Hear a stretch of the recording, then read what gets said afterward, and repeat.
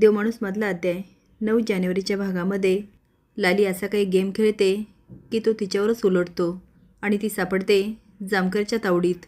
तर इथून पुढे मालिकेला वळण येणार बरं का। तर आपल्याला माहिती लाली सगळ्यांसमोर आजारी पडायचे किती नाटक करते आणि सगळे तिच्यावर विश्वास पण ठेवतात।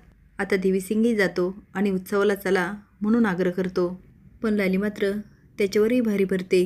पण विशेष म्हणजे देवीसिंगच्या मनासारखं होतं। आता लालीजी घरी झोपली म्हणजे त्याच्यासाठी सगळं सोपं झालेलं असतं। इकडे आर्याचे तर दिवसच भरतात, कारण गोपाळजी बरोबर पळून जाण्यासाठी ती पहिलेच तयार होते। तेवढेच जामकर येतात आणि म्हणतात, चिमणे तू कुठे निघालीस? उत्सवाला। आर्या म्हणते, हो मी जाणार उत्सवाला, पण जामकर सांगतात तू जायचं नाहीस। आता आर्या त्याच्याशी खूप झटलेली असते, पण जामकर काय ऐकत नाही आणि सांगतो, आतून नीट कडी लाव, आज माझी ड्युटी आहे। इकडे मात्र मंदिरात होम हवन चालू असतं। त्यामध्ये राक्षस असतो, पण एक राक्षसिनी असते। आता लाली बघते घरातून सगळेच बाहेर पडले। ती आता हळूच उठते आणि दार लावते आणि मनात म्हणते, हे आणि आर्या पळून जायच्या पहिले मला त्या आर्याला संपवावं लागणार। आता कुणालाही दिसणार नाही याची काळजी घेत लाली उत्सवात पोचते। पण इथे पण मोठा ट्विस्ट आहे बरं का, कारण आता लालीला पण राक्षसाचा मुखवटा पाहिजे असतो आणि त्यासाठी ऑलरेडी दुसऱ्या 2ची निवड झालेली असते। आता लालीचं लक्ष सारखं त्या मुलीकडं असतं की हिचा मुखवटा मिळवायचा आणि त्याच वेळेस पूजा चालू असते। आता लाली काही कमी नसते, त्या मुलीला पकडून तिचा मुखवटा मिळवते। त्यावेळेस देवीसिंग तळघरात जातो आणि सगळे दागिने ताब्यात घेतो आणि म्हणतो, दागिने तर मिळाले, आता आर्याकडचे पैसे ते मिळवायचे, आर्याला संपवायचं आणि गाव सोडायचं। तेवढ्यात उत्सवाची मिरवणूक सुरू होते आणि राक्षस गोंधळ घालत असतात। देवीसिंग मनात म्हणतो, जोपर्यंत यांचं चाललं ना तोपर्यंत मी पळतो। तिकडे आर्या माझी वाट बघत असणार। मागच्या वेळेस असाच मला उशीर झाला आणि माधुरीला कुणीतरी संपवलं आणि तिचे पैसे लांबवले। नाही, ह्यावेळेस असं नाही झालं पाहिजे, नाहीतर माझ्या सगळ्या प्लॅनवर पाणी फिरणार। तो आता जायला लागतो, पण तेवढ्यात राक्षसाचा मुकुटा घालणारी लाली त्याला अडवते आणि त्याच्याभोवती डान्स करायला लागते। तिच्यासोबत दुसरा पण असतो। आता देवीसिंग खूप बाहेर पडायचा प्रयत्न करतो, पण लाली काही केलं त्याला जाऊ देत नाही। एवढा गोंधळ करते की त्याला काय करावं तेच कळत नाही।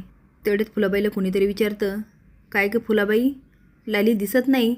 फुला म्हणते, होय गं, तिला बरंच वाटत नाही। तेवढ्यात रंजी म्हणते, बरं कसं वाटणार, गेली होती ना त्या देवळाच्या तळघरात मुकुटे सजवायला, आता तो राक्षस बसला तिच्या मानगुटीवर।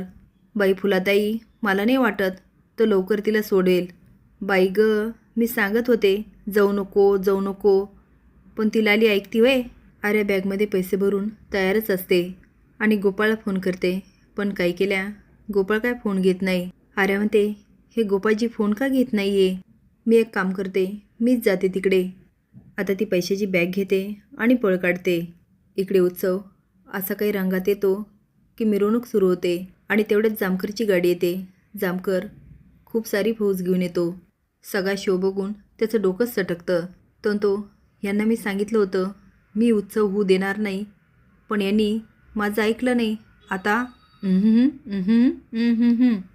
तो आता जातो म्हणतो, थांबा, ही मिरवणूक होणार नाही। आता आप्पाला खूप राग येतो। आप्पा म्हणतात, कशी होणार नाही ती मी बघतोच। सरपंच म्हणतात, जामकर साहेब, ॲज अ सरपंच म्हणून मी तुम्हाला विनंती करतो, ही मिरवणूक होऊ द्या। जामकर म्हणतात, अजिबात नाही, अजिबात होऊ देणार नाही। मी तुम्हाला पहिलेच सांगितलं होतं हा उत्सव मी होऊच देणार नाही। आता राक्षसी मुकुटा घातलेला असतो त्यांच्यासमोर जामकर जातात। जामकर साहेब म्हटल्यावर लालीच्या पायाखालची जमीनच सरकते।